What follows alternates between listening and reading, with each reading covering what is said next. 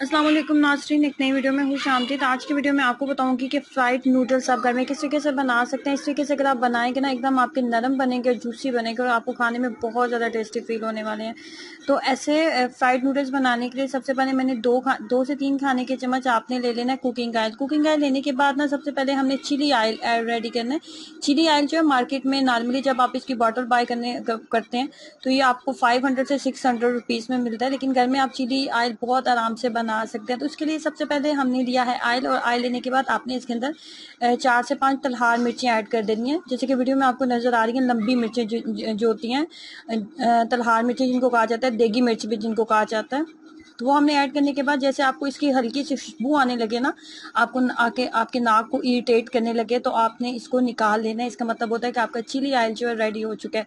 यकीनन आपने इस रेसिपी को इस तरीके से आपने नूडल्स कभी भी नहीं बनाई होगी। इस ऑयल के साथ जब आप नूडल्स बनाएंगे ना, इसका एक अलग ही आपको टेस्ट मिलेगा। उसके बाद एक प्याज लेना है, मैंने ना बड़े साइज़ का था ना ही ज़्यादा छोटे साइज़ का था। नॉर्मल प्याज मैंने दरमियाने साइज़ का लेके वो इसके अंदर डाल दिया। अब इसका गुलाबीपन जो है ना वो हमने ख़त्म करना है कि इसका कच्चापन प्याज का मुकम्मल तौर पे ख़त्म हो जाए। जब प्याज का कच्चापन मुकम्मल तौर पे ख़त्म हो जाएगा ना, तो उसके बाद हम इसके अंदर चिकन डाल देंगे। चिकन बोनलेस मैंने यूज़ किया, तकरीबन 250 ग्राम से 300 ग्राम के करीब मेरे पास चिकन था।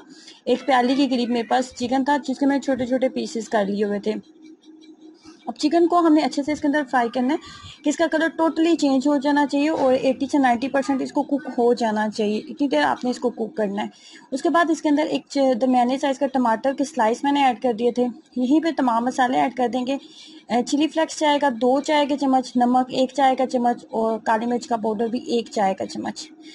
ये चीज़ें तमाम ऐड करने के बाद इसके अंदर मैंने सोया सॉस ऐड किया था, तकरीबन 1.5 खाने का चम्मच, 1.5 से 2 खाने के चम्मच हम सोया सॉस ऐड करेंगे। 1.5 से 2 खाने के चम्मच इसके अंदर सोया सॉस जाएगा और मज़ीद इसके अंदर हम लेमन जूस ऐड करेंगे। लेमन जूस जो है वो 4 से 5 लेमन थे मेरे पास, उनका मैंने जूस निकाला था और ये 1/4 कप के करीब मेरे पास जो है ये इसका जूस मौजूद था। 1/4 कप के करीब हम इसका जूस जो है वो ऐड कर लेंगे। जूस ऐड करने के बाद इसके बाद जी हम यहाँ पे इसके अंदर केचप ऐड करेंगे।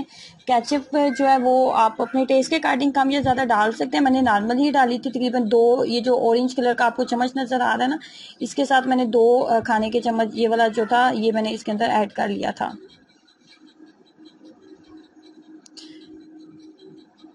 केचप ऐड करने के बाद ना मुझे लगा था चिकन में ना हल्की सी अभी कसर बाकी है, थोड़ा सा इसको मज़ीद कुक होना चाहिए, 10% मुझे कच्चा लग रहा था।